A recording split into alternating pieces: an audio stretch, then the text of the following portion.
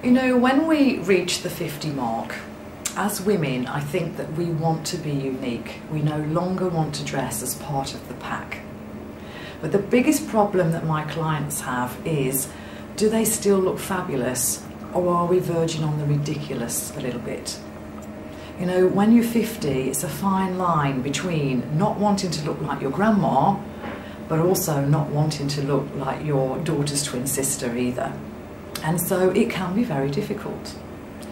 And I think when people come to see me, what they don't realise is how much is involved in getting it absolutely right. It's a little bit like having lots of pieces of a jigsaw puzzle, and you've got to make sure that each of those pieces goes in the right place so that you make a complete picture. And I feel this is often where the TV makeover shows go wrong, because all they're doing is actually looking at a couple of dimensions and then hoping that that will be enough.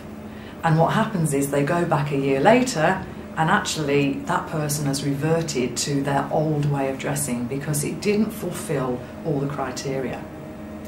So when somebody comes to see me, there's about 8 different things that we go through.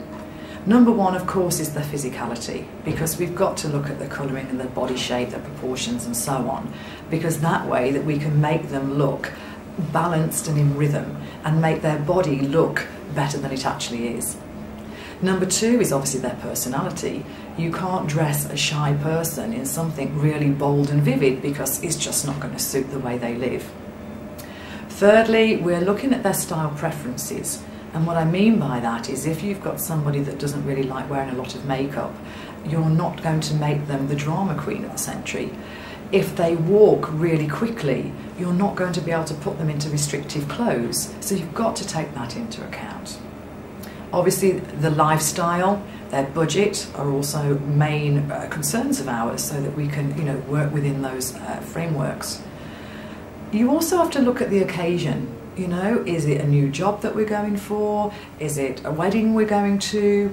We have to make the outfits appropriate, and we also have to make them appropriate to what their audience expects from them and what they actually want to get out of it. Fashion feng shui will help us look at a person's desires, so you can actually use your clothes to help you get what you want from life. But lastly, and this is a real biggie for me, I want to make all of my clients modern. And that does not mean that they've got to be bang on trend, as they say, but I do think that people should be up to date, and that's where my skill comes in. I think people might say, why would I spend money on an image coach? I can dress myself. But if you want to get the very best out of your life, then I would suspect already you've got experts on board. You're already paying for your hairdresser. You're already paying for your beautician. Some of you may belong to the gym. Some of you may even have a personal trainer.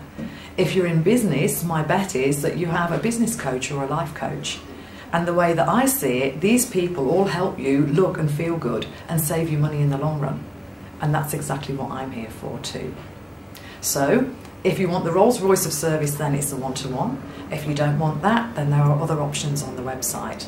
But certainly I urge you to take a look.